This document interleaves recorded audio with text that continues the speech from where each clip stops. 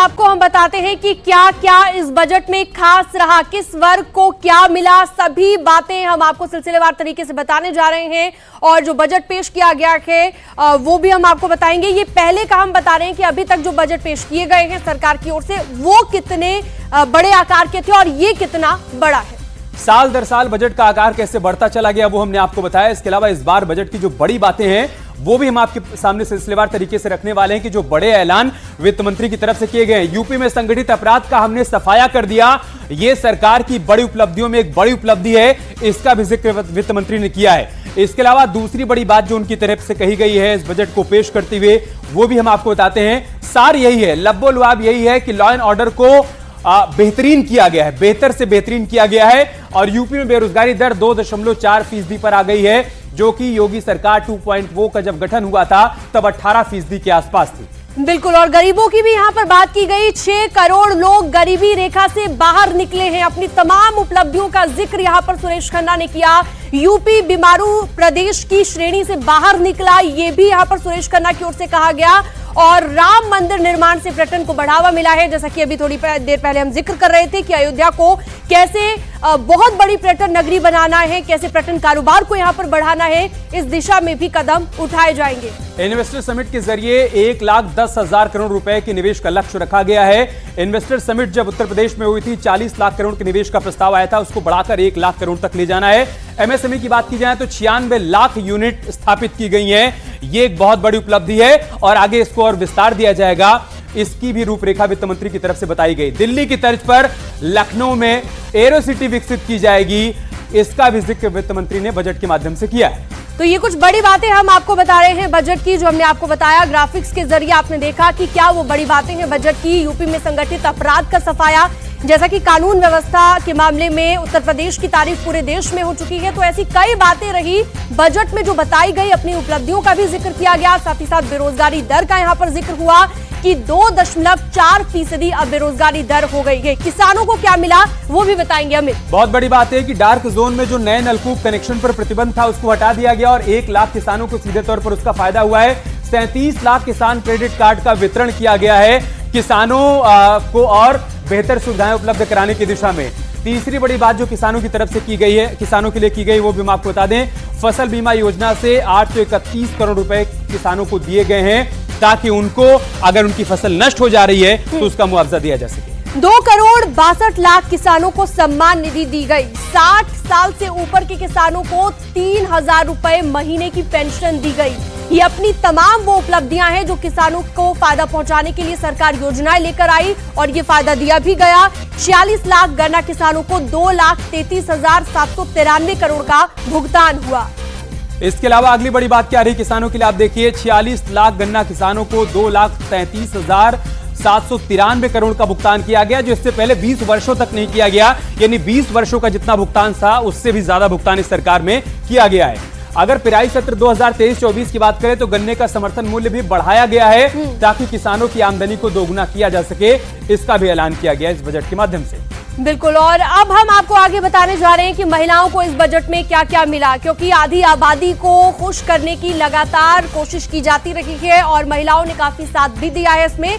निराश्रित महिला पेंशन को 500 से बढ़ाकर 1,000 रुपए कर दिया गया। 1,000 रुपए महीना पेंशन अब दी जाएगी। 31,28,000 निराश्रित महिलाओं को भी पेंशन दी जाएगी। तो आधी आबादी का पूरा ख्याल रखा गया है। कन्या सुमंगला योजना में 15,000 रुपए की सहायता दी जा रही है, इसका भी जिक्र वित्त मंत्री ने किया है और आने वाले दिनों में इसको भी विस्तार दिया जाएगा। सुमंगला योजना में 17,82,000 लोगों को अब तक फायदा दिया गया है इस योजना के माध्यम से, यह भी उपलब्धियों में एक बड़ी उपलब्धि है। महिला किसान सशक्तिकरण परियोजना की शुरुआत की जा रही है ताकि कृषि के क्षेत्र में भी महिलाओं को स्वावलंबी और उनको मजबूत बनाया जा सके। इसके अलावा 200 महिला उत्पादक समूहों का भी यहाँ पर गठन किया गया ताकि महिलाओं को ज्यादा से ज्यादा फायदा इसका मिले और इन समूहों के जरिए फायदा सीधा सीधा महिलाओं तक पहुंचे। उत्तर प्रदेश रानी लक्ष्मीबाई महिला और बाल सम्मान कोष का भी यहाँ पर जिक्र किया गया। जघन्य अपराधों से पीड़ित महिलाओं को आर्थिक मदद कैसे पहुंचाई जाए, इन तमाम चीजों का ध्यान बजट में रखा गया है। तो आधी आबादी को क्या मिला वो हमने आपको बताया। साथ ही साथ निराश्रित महिला पेंशन को 500 से बढ़ाकर 1,000 कर दिया गया है, मतलब उसकी रकम को दोगुना कर दिया गया है ताकि निराश्रित महिलाओं को स्वावलंबी बनाया जा सके, उनकी आर्थिक जरूरतों को इसके माध्यम से पूरा किया जा सके। 31,28,000 निराश्रित महिलाओं को ये पेंशन का लाभ दिया जा रहा है। अभी तक उनको 500 रुपए हर महीने मिल रहे थे, लेकिन अब इसको डबल कर दिया गया है, उनको 1,000 रुपए हर महीने दिए जाएंगे। लखनऊ से हमारे सहयोगी ऋषभ मणि हमारे साथ जुड़ चुके हैं, मेरठ से उमेश हमारे साथ जुड़ चुके हैं। ऋषभ मणि, मैं सबसे पहले आपके पास ही आ रहा हूं। न सिर्फ बजट का आकार बढ़ा है, बल्कि इस बजट के माध्यम से यह भी बता दिया गया है कि उत्तर प्रदेश को उत्तम प्रदेश बनाने की दिशा में सरकार कैसे आगे बढ़ चली है और क्यों कहा जा रहा है कि राम राज्य की आधारशिला इस बजट के माध्यम से रखी गई है। ऋषभ, देखिए, बिल्कुल सबसे पहले हमें यही देखना होगा 2025 में महाकुंभ का आयोजन हो रहा है, उसके लिए सीधे सीधे 250 करोड़ रुपए दे दिए गए हैं। अयोध्या के सर्वांगीण विकास के लिए 100 करोड़ रुपए दे दिए गए हैं और जिस तरह से वाराणसी और अयोध्या को सोलर सिटी के रूप से विकसित किया जा रहा है, उसके लिए अतिरिक्त फंड की व्यवस्था कर दी गई है। और जो एक बहुत ही महत्वाकांक्षी प्रोजेक्ट है प्रधानमंत्री आवास योजना, जो शहरी है, उसमें अलग से 3,948 करोड़ रुपए की व्यवस्था कर दी गई है। और जो कानपुर में मेट्रो रेल परियोजना है, उसमें 395 करोड़ रुपए जो अंश उत्तर प्रदेश सरकार की ओर से जाना है, वो साफ दिया गया है। और दिल्ली गाजियाबाद मेरठ का जो कॉरिडोर है, रीजनल रैपिड ट्रांजिट सिस्टम है, उसके लिए 914 करोड़ रुपए दिए गए हैं। तो चाहे धार्मिक नगरी हो या जो मेट्रो सिटीज हैं, कानपुर हो गए या गाजियाबाद मेरठ का जो रैपिड मेट्रो रेल सिस्टम बनना है, उसको भी पैसा दिया गया है। तो शहर से लेकर गांव तक, महिलाओं से लेकर युवाओं तक, सबको कुछ ना कुछ देने की कोशिश की गई है। जाहिर सी बात है, विपक्षी इसको चुनावी बजट जरूर कहेंगे, लेकिन अपने जो एजेंडा है धार्मिक नगरों का, उनसे होते हुए जितने मेट्रो सिटीज हैं, भले गांव हों, सबको कुछ ना कुछ दिया गया है। सबकी उम्मीदों पर खरा उतरने की पूरी कोशिश है ये बजट। अमित, ठीक है, तो ये बड़ी बातें हैं, बड़े प्रावधान किए गए हैं जिसका जिक्र ऋषभ कर रहे थे। एक बार उमेश के पास चल लेते हैं। उमेश के पास कई किसान मौजूद हैं। उमेश, बताइए किसानों का क्या रिएक्शन है? सरकार ने बताया कि हमने क्या किया है किसानों के लिए और आगे क्या करेंगे। 2 लाख करोड़ से ज्यादा का भुगतान गन्ना किसानों को किया गया, जो बीते 20 बरस में मिलाकर नहीं किया गया था। जी देखिए, यूपी का ऐतिहासिक बजट पेश हो चुका है। वित्त मंत्री सुरेश खन्ना ने सभी वर्गों का खास ख्याल रखा है, महिलाओं का खास ख्याल रखा गया है, किसानों का विशेष ख्याल रखा गया है, युवाओं और गरीबों पर फोकस इस बजट को बताया जा रहा है। किसानों के लिए तमाम घोषणाएं हुई हैं। मेरठ में किसान चौपाल लगाकर यहां लगातार बजट को सुन रहे थे। महिलाएं भी इस बजट को बहुत बारीकी से अध्ययन कर रही थी। हमारे साथ कुछ किसान मौजूद हैं, कुछ महिलाएं मौजूद हैं, उनसे हम बात कर लेते हैं कि आखिर इस बजट को लेकर वो क्या कहेंगे। आप क्या कहेंगे? किसानों पर फोकस इस बजट को कहा जा रहा है, पेंशन की बात भी बजट में की गई है, किसानों को पेंशन की बात कही जा रही है, जो 60 वर्ष की आयु के ऊपर वाले किसान हैं। आप क्या कहना चाहेंगे इस बजट को? कितना अच्छा बजट ये किसानों के लिए है, युवाओं के लिए है, गरीबों के लिए है, महिलाओं के लिए? अगर किसानों की बात करें तो हमने बहुत दिन से हमारी डिमांड थी सरकार से कि 60 वर्ष के ऊपर जो किसान की आयु हो जाए तो उसको आर्थिक रूप से उसके जीवन निर्वाह के लिए कुछ पेंशन स्टार्ट हो। उसमें हमने 10,000 की सरकार से डिमांड रखी थी, उन्होंने 30,000 स्टार्ट कर दिया है। अच्छी बात है, एक अच्छी शुरुआत सरकार की है इसको लेकर के। और बाकी करते हैं कि निजी नलकूप की बात करते हैं। डार्क जोन जो अब से पहले चल रहा था, जहां पर हमारे किसानों को नए नलकूप के कनेक्शन नहीं मिल रहे थे, लेकिन डार्क जोन से सरकार ने फ्री कर दिया, बड़ी अच्छी की बात है ये भी। और निजी नलकूपों के बिल माफ कर दिए गए, ये और भी अच्छी बात है। लेकिन हम ये चाहते हैं सरकार हमारी जो फसलें हैं उनका वाजिब रेट और करती चले जाए, तो आर्थिक स्थिति किसान की और समृद्ध हो जाएगी। आर्थिक स्थिति किसानों की ओर समृद्ध हो जाएगी। यहाँ पर नीम के पेड़ के नीचे यहाँ पर किस तरह से चौपाल लगाई हुई है, आप ये इन तस्वीरों में देख सकते हैं। हम कुछ महिला किसानों से भी बात करेंगे और महिलाओं से भी बात करेंगे कि महिलाओं पर फोकस इस बजट को कहा जा रहा है। आप ये बताइए, क्या कहेंगे आप कि इस बजट को कितने नंबर आप देंगे? कितना अच्छा बजट है ये? महिलाओं के लिए बहुत अच्छा है। जितना हमने देखा है, महिलाओं की सुरक्षा के लिए बहुत ध्यान में रखी गई है हर चीज। जैसे कि आजकल कानून पुलिस को लेके हम कॉलेज जाते हैं या स्कूल जाते हैं, उस सब में हमें बहुत ज्यादा सेफ फील होता है। तो इस सब को देखते हुए बजट मतलब महिलाओं के आर्थिक स्थिति को भी देखते हुए और सुरक्षा और शिक्षा के क्षेत्र में भी काफी अच्छा प्रदान कर रहा है। क्या कहेंगे इस बजट के बारे में? निराश्रित महिलाओं के पेंशन की बात भी कही गई है, पेंशन उनकी बढ़ा दी गई है, 500 से बढ़ाकर 1,000 रुपए कर दी गई है। काफी खुश दिखाई दे रही है। इसके बाद ये कहूंगी कि बहुत और ऑर्डर को मेंटेन करने के लिए और दुनिया के अंदर उत्तर प्रदेश की हमारी जो पुलिस है किस तरह से टेक्नोलॉजी से जुड़े वो आधुनिक हो, इसके लिए हमने बजट में प्राविधान किया है। हमारी जो परंपराएं हैं, हमारी जो संस्कृतियां हैं, उनको मजबूत करने के लिए हमने बजट में अलग से प्राविधान किया है।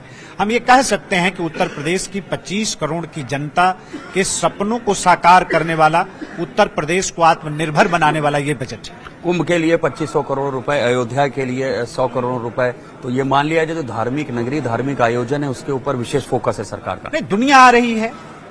आप देखिए, सदियों का इंतजार जब खत्म हुआ तो अयोध्या जी की सड़कों पर जिस तरह से श्रद्धा का सैलाब उमड़ा पड़ा है, तो पूरी दुनिया अयोध्या जी में आ रही है आज। और 25 में महाकुंभ हमारा होने जा रहा है, तो स्वाभाविक है कि जो संभावित भीड़ है, संभावित श्रद्धालुओं का जो आगमन होना है, हम उसकी व्यवस्था तो करेंगे ही। और इन सबको वोटों में तब्दील भी करना है। नहीं तो जनता को फैसला करना है। तो ये सरकार में मंत्री, उनका ये कहना है कि जाहिर सी बात है, हमने सर्वांगीण विकास के लिए बजट दिया है, जो इंफ्रास्ट्रक्चर है उसको मजबूत करने के लिए ये बजट है।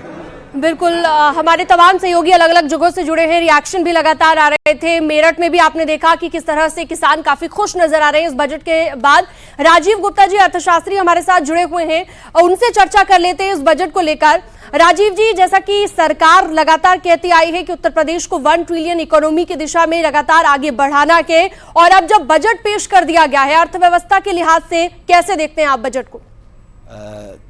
जो उत्तर प्रदेश का बजट आज जारी किया है वो ठीक उसी प्रकार जैसे आपने देखा होगा केंद्र सरकार ने बजट जारी किया कि उसका एकमात्र उद्देश्य था कि हम किसी प्रकार से संदेश दे सकें कि हम जनता के लिए सारी कुछ बढ़िया चीज़ें लेके आए हैं। ठीक उसी प्रकार माननीय मुख्यमंत्री का भी विजन है कि हम प्रदेश को, हमारा जो प्रदेश है वो अभी राम मंदिर निर्माण हो रहा है, साथ साथ राम राज्य भी हम लाएंगे। उसके तहत हम युवाओं को, महिलाओं को और किसानों को, सभी के लिए सब सुविधा प्रदान करेंगे। और राम मंदिर के साथ साथ हमारे जितने भी हमारी संस्कृति है उसके माध्यम से हम उनको बढ़ा करके पर्यटन के माध्यम से आय एकत्रित करेंगे। और तमाम तरीके आप देखा होगा किस प्रकार किसानों को खुश करने के लिए पहली बार 20 वर्ष के बाद तमाम उनको घाटे को पूरा किया गया है। और निश्चित तौर पर इस बजट के अंतर्गत जिस प्रकार सभी वर्गों को साधने का प्रयास किया है, हम निराश्रित महिलाओं को व्यवस्था की गई है, और साथ साथ युवाओं के लिए भी तमाम कुशलता विकास के लिए डाटा सेंटर और हमारे विभिन्न विश्वविद्यालयों के लिए व्यवस्था की गई है। 100 करोड़ रुपए की व्यवस्था जो की गई है, ये अपने आप में एक बहुत बड़ा कदम है। सही बात है, सही बात है, इसमें कोई दो राय नहीं है। तभी तो कहा जा रहा है कि ये यूपी का उपयोगी बजट है। ये यूपी का उपयोगी बजट है जो कि न सिर्फ 2024 लोकसभा चुनाव के मद्देनजर तैयार किया गया है, बल्कि उत्तर प्रदेश को कैसे भारत का ग्रोथ इंजन बनाया जा सके, उन तमाम बातों को ध्यान में रखते हुए तैयार किया गया है। सर, मैं आपसे एक बात और समझना चाहूंगा। निराश्रित महिलाओं की जो पेंशन थी उसको बढ़ाकर 500 से 1000 रुपए कर दिया गया है। वृद्धावस्था में उनके लिए कितना बड़ा लाभ आप इसके जरिए देख पा रहे हैं? देखिए, बहुत बड़ी जो समस्या है कि जो विधवा हो जाती हैं उनके लिए कोई साधन नहीं होता। ऐसे वर्गों को आप देखिए, समाज भी बड़ा बुरी तरीके से देखता है। ऐसे लोगों का ख्याल करना ही बहुत आवश्यकता है सरकार की। सरकार के द्वारा जो व्यवस्था की गई निश्चित तौर पर वह उनके लिए एक बहुत बड़ा मील का पत्थर होगी, और ऐसी महिलाएं हमेशा महसूस करेंगी कि हमारे लिए कोई सहायता है। और निश्चित तौर पर यह बहुत बड़ा कदम है। अरविंद मोहन सर भी हमारे साथ जुड़ चुके हैं, आप भी अर्थशास्त्री हैं। अरविंद मोहन सर, देखिए, पर्यटन एक ऐसा क्षेत्र है जिसमें अच्छा, अरविंद जी का फोन कट गया, उनके पास फिर से जाएंगे। मैं आपके पास सर ये सवाल लेकर आ रहा हूं। टूरिज्म एक ऐसा सेक्टर है जिसमें इन्वेस्टमेंट बहुत कम होता है, लेकिन उसका जो आउटकम होता है वो बहुत ज्यादा होता है। और उत्तर प्रदेश की बात की जाए तो काशी, मथुरा, अयोध्या, ये 3 ऐसे तीर्थ स्थल हैं जिनको तीर्थाटन के तौर पर बढ़ावा देकर उत्तर प्रदेश में अधिक से अधिक निवेश लाया जा सकता है, टूरिस्ट लाया जा सकता है। इस बजट में आप क्या देख पा रहे हैं उसके लिए? जिस प्रकार आपने देखा कि हमारे देश की जो जनसंख्या है वो उसका रुझान है धार्मिकता के ऊपर। हमारे मुख्यमंत्री भी जो जिनका अपना हमेशा धर्म के प्रति पूरी आस्था है, उन्होंने उस चीज़ को भांपते हुए हमारे प्रदेश के अंतर्गत जो हमारी सांस्कृतिक विरासत है, अयोध्या, मथुरा, काशी, इनके लिए उन्होंने देखा यदि हम इनको विकसित करेंगे तो इससे होने वाली आमदनी अपने आप में बहुत बड़ी हमारी सहायता होगी। जिस प्रकार आपने देखा हमारे देश के अंतर्गत हम बहुत बड़ा आमदनी का स्रोत होता है हमारे आगरा में स्थित ताजमहल के द्वारा, ठीक इसी प्रकार हमारा राम मंदिर भी अब बहुत ज़बरदस्त हमको आय का साधन बनेगा, और आगे चल करके हमारी मथुरा और काशी भी इसी प्रकार आगे बढ़ करके आय के स्रोत के लिए बहुत माने जाएंगे। ठीक है, अरविंद जी भी हमारे साथ जुड़ चुके हैं। सर, मेरा सवाल यही था कि तीर्थाटन को बढ़ावा देकर अधिक से अधिक पर्यटक को भी लाया जा सकता है, निवेश भी लाया जा सकता है, और इस बजट में इन तमाम बातों का जिक्र है। चाहे हम प्रयागराज में अगले साल होने वाले महाकुंभ की बात कर लें, अयोध्या में विकास की बात कर लें, एयरपोर्ट को और ज्यादा विस्तार करने की बात कर लें, या फिर मथुरा और काशी की बात कर लें, सभी का पूरा पूरा ख्याल रखा गया है। क्या आपका रिएक्शन है इस पर? देखिए, कुछ बहुत इंटरेस्टिंग चीजें दिखाई पड़ रही है इस बजट में। बजट का आकार जैसा कि आपको पता ही है, करीब 7,36,000 करोड़ का बजट रखा गया है।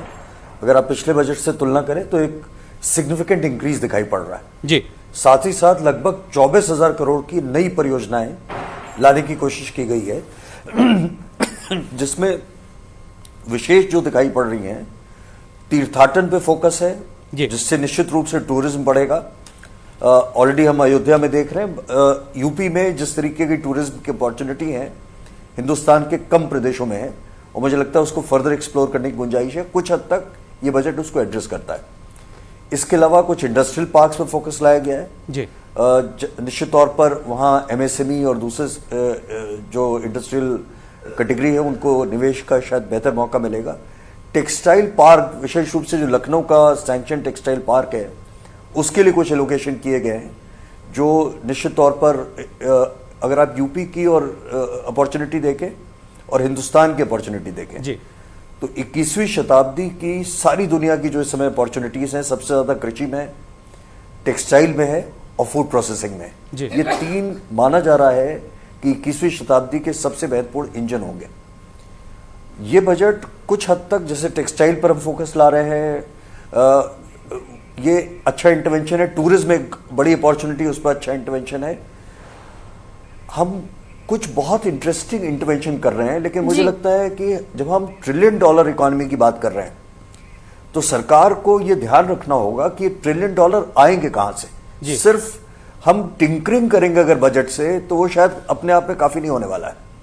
विशेष रूप से पिछले कुछ समय से जिस तरीके का निवेश आपको चाहिए, एंड कन्वर्जन का जो रेट है, हम क्लेम कर रहे हैं कि 40 लाख करोड़ रुपए के आसपास का निवेश का प्रस्ताव आया है जी। ये प्रस्ताव का जो कन्वर्जन का रेट रहा है पास्ट में, वो 5 से 7% का रहा है। अब प्रदेश ये देखना चाहेगा कि सरकार उस कन्वर्जन को वाकई आगे ले जा पाती है। बिल्कुल, और ये बहुत ज्यादा जरूरी होता है। मैं आपके पास अरविंद जी वापस लौटूंगी। हमारे सहयोगी भी अलग अलग जगहों से हमारे साथ लाइव जुड़ चुके हैं। मेरठ से हमारे साथ उमेश जुड़े हुए हैं, प्रयागराज से सर्वेश हमारे साथ जुड़े हुए हैं।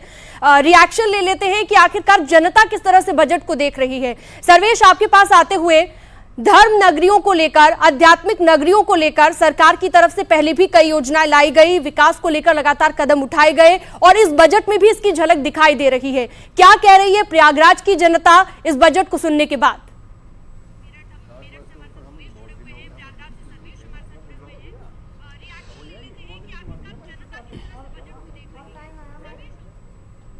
बढ़ाया गया है 7.36 लाख करोड़। हमारे साथ कुछ युवा हैं, उनसे बातचीत कर लेते हैं। सबसे पहला क्या रिएक्शन है योगी सरकार के इस बजट को लेकर? देखिए, अभी तक जो बजट भाषण चल रहा है जो है विधानसभा में, तो उन्होंने काफ़ी नौकरियां देने की बात की थी। युवाओं के लिए रोजगार सबसे बड़ा मुद्दा होता है, तो अभी तक तो सकारात्मक ही लग रहा है। सकारात्मक लग रहा है। क्या कहेंगे इस बजट को लेकर आप? युवाओं को कितना इससे उम्मीदें हैं? बहुत उम्मीदें हैं, और ये जो नया बजट आ रहा है, सरकार निश्चित रूप से कुछ नया करने का प्रयास इसमें करेगी, और जिससे जो समस्या है, विशेषकर युवाओं में जो रोजगार की समस्या है, उस पर ये बजट केंद्रित हो। निश्चित तौर पर रोजगार की एक बड़ी मांग रहती है युवाओं की। कैसा बजट मानते हैं? बजट का आकार भी बड़ा है, हर क्षेत्र में संभावनाएं के द्वार सरकार खोलने की कोशिश बजट के जरिए कर रही है। जैसा कि इस बजट जो आया है, ये समावेशी बजट है, ये युवाओं पे केंद्रित है, और इंटरप्रेन्योरशिप की तरफ भी विशेष फोकस किया गया है। रोजगार को लेकर थोड़ा सा विशेष ध्यान देना चाहिए। रोजगार को लेकर आप बताइए कि क्या उम्मीद करते हैं योगी सरकार के इस बजट से? लगातार सरकार विकास की तरफ बढ़ रही है आगे। देखिए, पेपर वाली जो भाषा है कि समावेशी बजट है, ये बजट है। बजट में जैसे हम लोग यहाँ आप आए हैं, तो ये यंग हॉस्टल है, शिक्षा का है। शिक्षा में देखिए 1.4 लाख करोड़ रुपए शिक्षा को मिला है, जिसमें हायर में लगभग 40,000 करोड़ मिला है, और जो प्राथमिक है उसमें 54,000 करोड़ रुपया मिला है। ये सब चीज़ दिखाए हैं कि हमने पिछले 10 सालों में 390 विश्वविद्यालय खोले, ले सेंट्रल यूनिवर्सिटी की स्थापना की बात की। ये सब सारी चीज़ें एक चीज़ बात है। यही विश्वविद्यालय में चले जाइए, कितने ऐसे लड़के हैं जिनकी छात्रवृत्ति तक नहीं आई। ठीक है, कुछ और भी प्रावधान करने चाहिए, जैसे कि इस दिशा में निरंतर प्रयास किए जा रहे हैं और उसका असर कभी तुरंत दिखता है, कभी असर दिखने में थोड़ा समय लगता है। एक बार कामिर के पास चल लेते हैं जो कि आगरा से हमारे साथ जुड़े हुए हैं। कामिर, चूंकि पर्यटन की बात हो रही है और आगरा एक पर्यटन नगरी है, पर्यटन नगरी के लोगों का क्या रिएक्शन है अब तक के सबसे बड़े बजट पर? बिल्कुल, देखिए अब तक का सबसे बड़ा बजट जी यूपी सरकार का था, तो बड़ी उम्मीदें भी आगरा के लोगों को इस बजट से थी। हालांकि 7,36,000 करोड़ के लगभग आसपास का ये बजट है।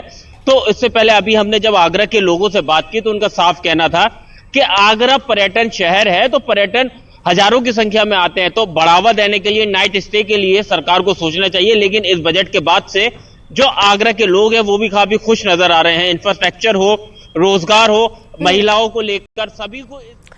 चलिए कानपुर से भी रिएक्शंस ले लेते हैं, प्रदेश की जनता क्या कह रही है। अमित गंजू हमारे सहयोगी हमारे साथ जुड़े हुए हैं। अमित, जरा दिखाइए कि वहां पर किस तरह से उत्साहित जनता नजर आ रही है इस बजट को सुनने के बाद। अमित,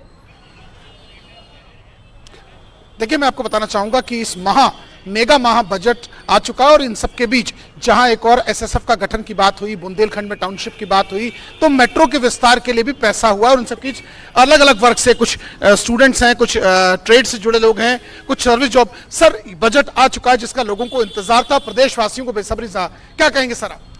काफी अच्छा है, पूरा तो मैंने नहीं देखा लेकिन जितना देखा है उसके हिसाब से मुझे लगता है काफी अच्छा है। और मैं कानपुर से हूँ, तो कानपुर में देखने को मिल रही हैं चीजें, बहुत सारी चीजें, डेवलपमेंट भी हो रहा है। और बुंदेलखंड के लिए जो इन्होंने नई टाउनशिप का प्रोजेक्ट दिया है ये बहुत अच्छा है। मैं काफी समय से पढ़ता आ रहा हूँ और मेरा जाना भी रहता है, मैं देखता आ रहा हूँ। बुंदेलखंड जिसको काफी पिछड़ा कहा जाता है, सरकार ने एक्सप्रेसवे की सुविधाएं दी, वहां पे अब नई टाउनशिप बनाने जा रही है, तो इससे क्या है यूपी का एक जो पिछड़ा एरिया था बुंदेलखंड जारी होनी थी, उसके बाद भी बहुत सारे विभाग ऐसे थे जो अपने बजट खर्च नहीं कर पाए।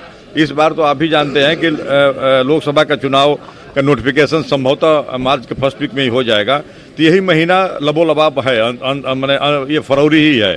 तो फरवरी में हम उस पिछले बजट को, जो हमारा उस बार भी बड़ा बजट था, उससे इस बार भी काफी बढ़ा दिया गया। अधिकारियों के कुछ लोगों और ये भ्रष्टाचार चरम सीमा पर सरकार